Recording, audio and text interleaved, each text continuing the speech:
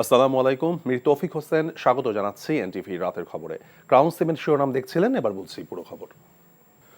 অস্ত্রসহ আত্মসমর্পণ করেছে ঢাকার কেরানীগঞ্জের রূপালী ব্যাংকের চুনকুটিয়া শাখায় হানা দেয়া 3 কিশোর ডাকাত। সন্ধ্যায় আলোচনার মাধ্যমে আইন শৃঙ্খলা রক্ষাকারী বাহিনীর কাছে আত্মসমর্পণ করে তারা। তাদের কাছ থেকে 4টি খেলনা পিস্তল উদ্ধার করা হয়েছে। সিনেমা থেকে অনুপ্রাণিত হয়ে এরকম ঘটনা ঘটিয়েছে বলে পুলিশকে জানিয়েছে আটককৃতরা। কেরানীগঞ্জ থেকে দেলোয়ার হোসেনকে সাথে নিয়ে নূর হোসেনের আরেকটি রিপোর্ট। দিনে দুপুরে ফিল্ম স্টাইলে কেরানীগঞ্জের রূপালী ব্যাংকের জেঞ্জিরা শাখায় হানা দেয় ডাকাত দল। অস্ত্রের মুখে জিম্মি করে ফেলে সবাইকে। এ খবর ছড়িয়ে পড়লে ব্যাংকটি ঘিরে ফেলে উত্তেজিত জনতা। একে একে ঘটনাস্থলে উপস্থিত হয় র্যাব, পুলিশ ও সেনা সদস্যরা। টানা কয়েক ঘন্টা ব্যাংকের ভেতর অবরুদ্ধ থাকে ডাকাতসহ ব্যাংক কর্মকর্তা ও কর্মচারীরা।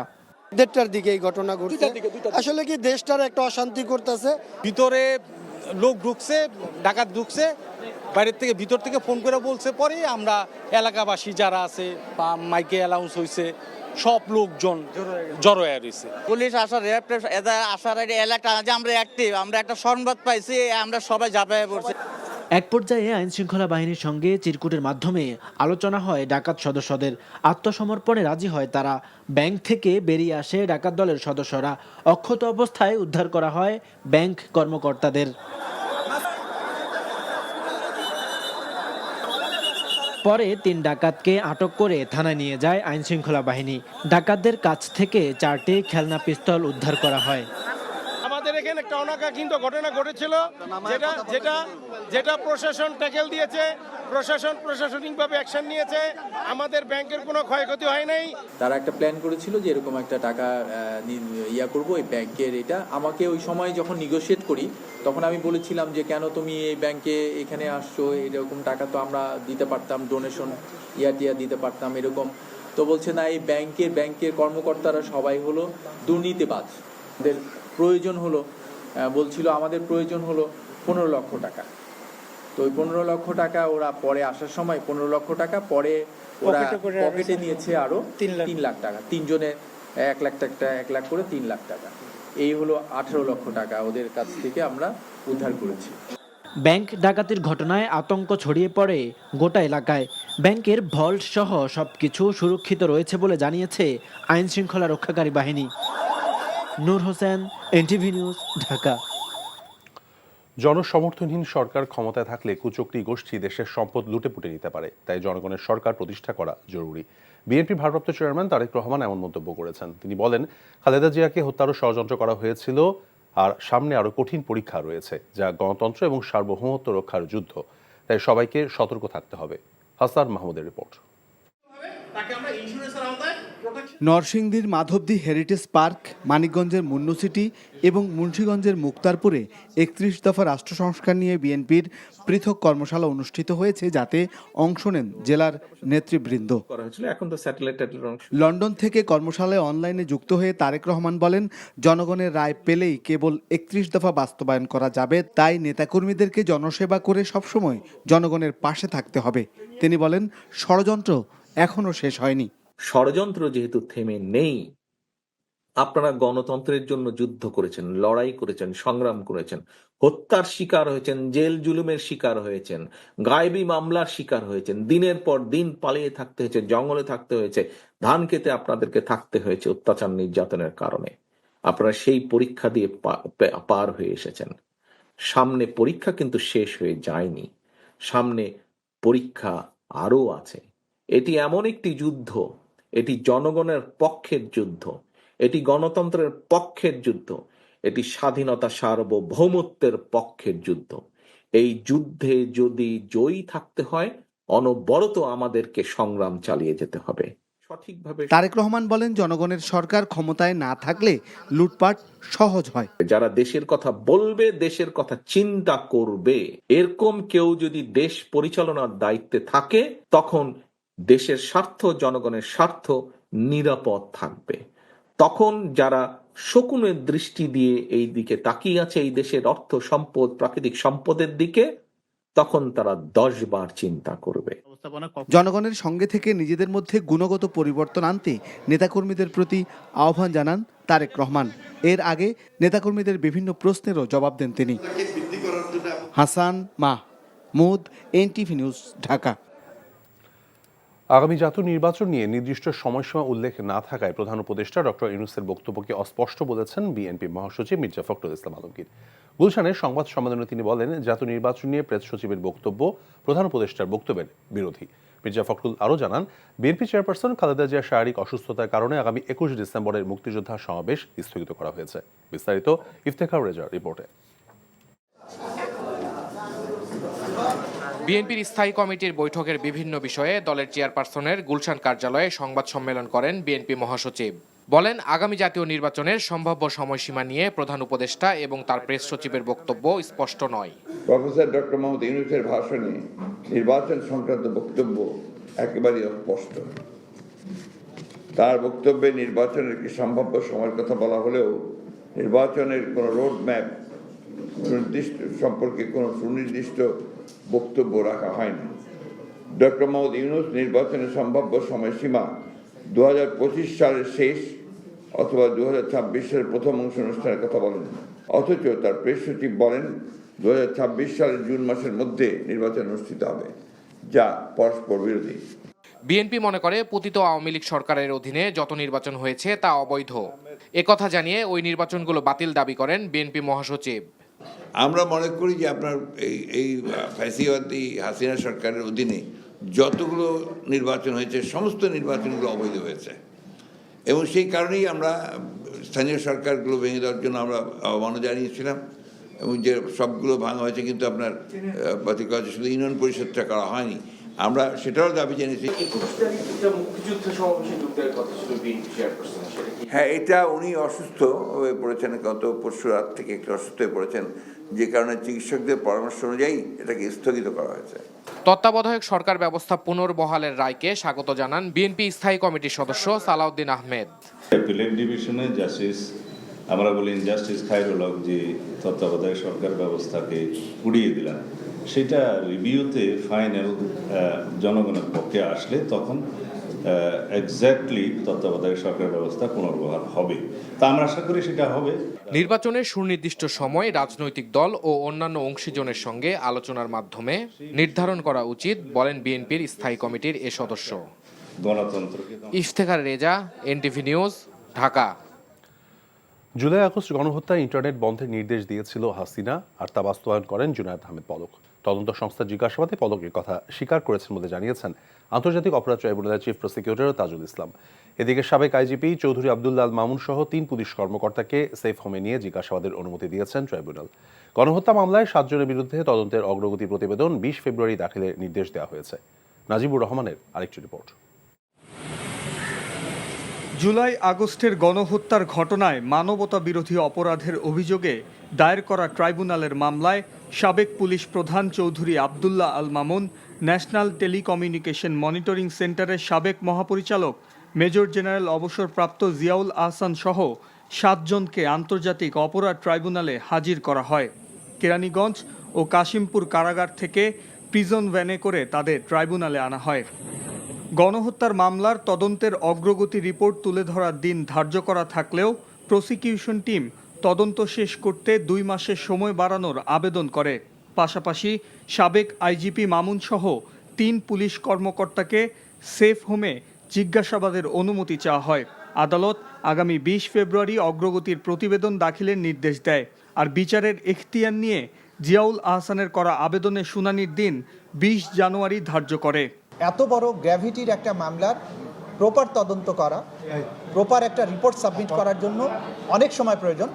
সেক্ষেত্রে আমরা ধাপে ধাপে কোর্টের কাছ থেকে সময় নিচ্ছি, যাতে করে আমাদের প্রোগ্রেসটা যথেষ্ট হয়েছে কিনা এটা আমরা কোর্টকে দেখাতে পারি। তো এই কারণে আমরা আজকে 2 মাস সময় চেয়েছিলাম, 2 মাস সময় দিয়েছেন। আগামী 20 ফেব্রুয়ারি পরবর্তী তারিখের এই মামলার জন্য ধার্য হয়েছে। আমরা আশা করব এর মধ্যেই মামলার তদন্ত মোটামুটি অনেক বেশি দূর এগিয়ে যাবে এবং খুব সহসাই হয়তো আপনারা দেখতে পাবেন ক্রমান্বয়ে আমরা এই তদন্ত রিপোর্টগুলো সম্পন্ন করতে পারবো তদন্ত সংস্থার মাধ্যমে।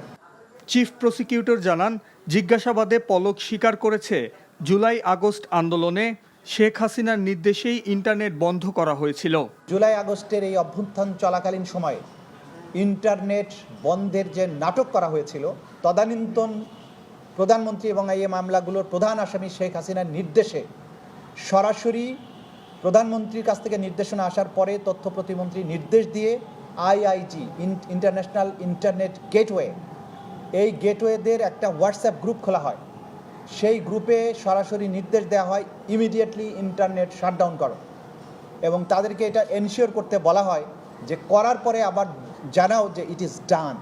জুলাই আগস্ট গণহত্যার সাক্ষীদের নিরাপত্তা নিয়ে উদ্বেগ জানিয়ে তাদের নিরাপত্তা নিশ্চিতে আইনশৃঙ্খলা বাহিনীর প্রতি আহ্বান জানান chief prosecutor. Najibur Rahman, NTV news, Dhaka. Sunamganj সীমান্ত এলাকায় পৃথক অভিযানে বিপুল পরিমাণ ভারতীয় থান কাপড়, কসমেটিক্স, মদসহ অবৈধ মালামাল জব্দ করা হয়েছে। বিজিবি জানায় এর আনুমানিক মূল্য ৪৫ লাখ টাকারও বেশি। দুপুরে বিজিবির এক প্রেস বিজ্ঞপ্তিতে তথ্য জানানো হয়, এর আগে সুনামগঞ্জ সদরের নারায়ণতলা, বিশ্বম্ভরপুর উপজেলার ডলুয়ারা এবং তাহিরপুর উপজেলার লাউয়েরগড় এলাকায় অভিযান চালিয়ে এসব মালামাল জব্দ করে বিজিবি সদস্যরা। এর মধ্যে রয়েছে বিপুল পরিমাণ ভারতীয় থান কাপড়, কসমেটিক্স, মদ, ভারতীয় চিনি, সুপারি, কয়লা, জিরা, গরু ও কম্বল। তবে অভিযানে কাউকে আটক করতে পারেনি বিজেপি। সীমান্তে চোরাচালান বন্ধে অভিযান অব্যাহত থাকবে বলে জানিয়েছে তারা। অর্থ আত্মসাতের অভিযোগে সাবেক সড়ক পরিবহন ও সেতু মন্ত্রী ওবায়দুল কাদের এবং সাবেক প্রধানমন্ত্রী শেখ হাসিনার বেসরকারি শিল্প ও বিনিয়োগ বিষয়ক উপদেষ্টা সালমান এফ রহমানের বিরুদ্ধে অনুসন্ধানের সিদ্ধান্ত নিয়েছে দুর্নীতি দমন কমিশন দুদক। বিকেলে দুদক কার্যালয়ে এক সংবাদ সম্মেলনে তথ্য জানান সংস্থাটির মহাপরিচালক আক্তার হোসেন। দুদক মহাপরিচালক জানান, ওবায়দুল কাদের এবং সাবেক সচিব ABM আমিনুল্লাহ নুরীর বিরুদ্ধে ১৩৭টি বাস ক্রয়ে অনিয়মের তথ্য পেয়েছে দুদক। তাদের বিরুদ্ধে কমিশন অনুসন্ধানের সিদ্ধান্ত নিয়েছে বলে জানান তিনি। এছাড়া সালমান এফ রহমানের বিরুদ্ধে ক্ষমতার অপব্যবহার করে IFIC ব্যাংকে ১,৯০৭ কোটি টাকা আত্মসাতের অভিযোগ অনুসন্ধানের সিদ্ধান্ত নিয়েছে এই সংস্থাটি। অন্যদিকে ১,০৯২ কোটি টাকা আত্মসাতের অভিযোগ ইসলামী ব্যাংকের MD এস আলমের 2 ভাই সহ ৫৮ জনের নামে দুদকের মামলা করা হয়েছে বলে জানান তিনি। একই সঙ্গে অর্থ আত্মসাতের অভিযোগে সাবেক খাদ্যমন্ত্রী সাধন চন্দ্র মজুমদারের বিরুদ্ধেও দুদক মামলা করেছে বলে জানান আক্তার হোসেন। বৈষম্য বিরোধী আন্দোলনে পুলিশের গুলিতে নিহত সাংবাদিক ATM তুরাব হত্যা মামলার অন্যতম আসামি সিলেট মেট্রোপলিটন পুলিশের সাবেক অতিরিক্ত উপকমিশনার মোহাম্মদ সাদেক দস্তগীর কাউসারকে 5 দিনের রিমান্ড মঞ্জুর করেছেন আদালত। বিকেলে দস্তগীর কাউসারকে কঠোর নিরাপত্তায় আদালতে হাজির করে আইনশৃঙ্খলা বাহিনী। পরে সিলেটের অতিরিক্ত চিফ মেট্রোপলিটন ম্যাজিস্ট্রেট আদালতের বিচারক আব্দুল মোমেন রিমান্ডের আদেশ দেন। বাদীপক্ষের আইনজীবী আব্দুর রব জানান, সাদেক দস্তগীর কাউসারের 7 দিনের রিমান্ড চাইলে আদালত 5 দিনের রিমান্ড মঞ্জুর করেন। এর আগে গতকাল বিকেলে শেরপুর সদর থেকে তাকে গ্রেফতার করা হয়। এই হত্যা মামলায় 2 আসামিকে গ্রেফতার করেছে PBI। এর মধ্যে কনস্টেবল উজ্জ্বল সিনহা কারাগারে রয়েছেন। অবৈধভাবে 2 কোটি টাকা ভাতা প্রদানের অনুসন্ধানে সিলেট গ্যাস ফিল্ডে অভিযান পরিচালনা করেছে দুদক। সকাল থেকে দুপুর পর্যন্ত গ্যাস ফিল্ডের প্রশাসনিক কার্যালয়ে অভিযান পরিচালিত হয়। দুদক সিলেট অঞ্চলের সহকারী পরিচালক আশরাফ উদ্দিন এবং জুয়েল মজুমদারের নেতৃত্বে অভিযানে বিভিন্ন নথিপত্র খতিয়ে দেখেন তারা। প্রাথমিকভাবে জুলাই থেকে নভেম্বর পর্যন্ত 195 জন কর্মচারীকে অবৈধভাবে ওভারটাইম ভাতা প্রদানের সত্যতা পেয়েছে দুদক। এই 5 মাসে 2,86,000 টাকা ওভারটাইমের পাশাপাশি মূল বেতন দেওয়া হয়েছে 2,35 লাখ টাকা। এছাড়া নিবন্ধিত কর্মচারী ছাড়া অতিরিক্ত 27 জন কর্মচারীকে বেতন দেওয়ার তথ্য পাওয়া গেছে। এসব বিষয়ে অধিকতর তদন্তের জন্য বিভিন্ন নথিপত্র নিয়ে যায় দুদক। এ বিষয়ে গ্যাস ফিল্ডস তদন্ত করবে বলে জানান প্রতিষ্ঠানটির ব্যবস্থাপনা পরিচালক মিজানুর রহমান। বিএনপির স্থায়ী কমিটির সদস্য নজরুল ইসলাম খান বলেছেন, গত 15 বছরে বিএনপির 700 নেতা গুম এবং 1000-এর বেশি নেতাকর্মীকে খুন করা হয়েছে। তিনি বলেন, জুলাই আগস্টের আন্দোলনে দেশ স্বৈরাচার মুক্ত হয়েছে, কিন্তু গণতন্ত্র মুক্তি পায়নি। ফ্যাসিস্ট শেখ হাসিনা তার দোসরদের বিচারের দাবিতে জামালপুরের দেওয়ানগঞ্জে জনসমাবেশে প্রধান অতিথির বক্তব্যে তিনি কথা বলেন। সমাবেশের আয়োজন করে দেওয়ানগঞ্জ এবং বকশীগঞ্জ উপজেলা বিএনপি। নজরুল ইসলাম খান বলেছেন, শেখ হাসিনার আমলে যারা নিঃস্ব হয়েছে, বাড়িতে থাকতে পারেননি, চাকরি হারিয়েছেন, তাদেরকে ভুলে গেলে চলবে না। দলের কোষাধ্যক্ষ সাবেক সংসদ সদস্য এম রশিদুজ্জামান মিল্লাতের সভাপতিত্বে সমাবেশে বিএনপির যুগ্ম মহাসচিব হাবিবুল নবী খান সোহেল সহ দলের কেন্দ্রীয় নেতারা উপস্থিত ছিলেন।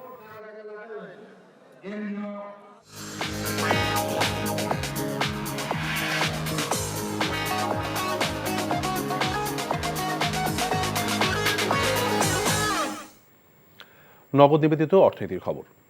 অর্থনীতির নাজুক পরিস্থিতি সামলাতে না পারলে নির্বাচিত সরকারকেও কঠিন পরিস্থিতিতে পড়তে হবে বলে মন্তব্য করেছেন IMF এর ডেভেলপমেন্ট মাইক্রোইকোনমিক্স প্রধান ক্রিস পাপাজর্জিও। সচিবালয়ে IMF এর প্রধানের প্রেস ব্রিফিংয়ে তিনি মন্তব্য করেন।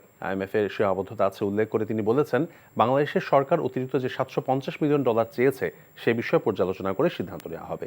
মূল্যস্ফীতি না কমায় বাংলাদেশ অতিরিক্ত চাপে আছে জানিয়ে তিনি নীতি পরিবর্তনের পরামর্শ দেন। এ ব্যাপারে সংস্থাটি সহযোগিতা করবে বলেও জানান তিনি। IMF-এর কোনো রাজনৈতিক উদ্দেশ্য নেই উল্লেখ করে দরিদ্র মানুষ যেন খাবার সহ নিত্য প্রয়োজনীয় পণ্য সহজে কিনতে পারে সে ব্যাপারে সরকারকে দ্রুত ব্যবস্থা নেওয়ার আহ্বান জানান।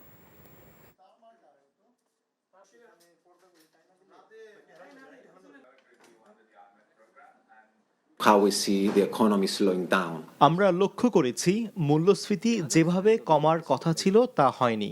বিশেষ করে খাদ্য মূল্যস্ফীতি অনেকটাই বেশি। এটা বাড়তে থাকলে ভবিষ্যতে সংকট আরও বাড়বে। এই বছর $1.3 বিলিয়ন দেয়া হয়েছে। ADB বিশ্বব্যাংকও সহায়তা করছে বাংলাদেশকে।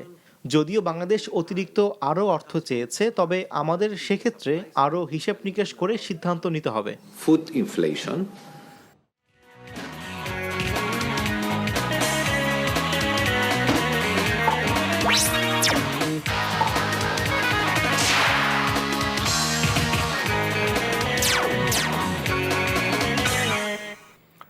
ইস্পাহানি প্রিমিয়ামটি খেলার খবর।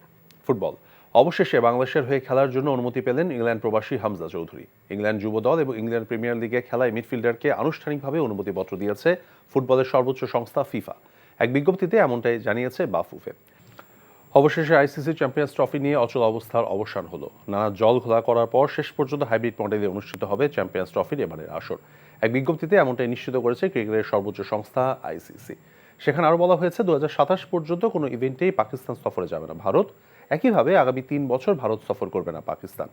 বৈশ্বিক ইভেন্টগুলোতে ভারত কিংবা পাকিস্তান আয়োজক হলে চিরপ্রতিদ্বন্দ্বীদের বিরুদ্ধে ম্যাচগুলো আয়োজন হতে পারে নিরপেক্ষ কোনো ভেন্যুতে, যা চূড়ান্ত হবে আয়োজক বোর্ডের প্রস্তাব এবং ICCর অনুমোদন সাপেক্ষে।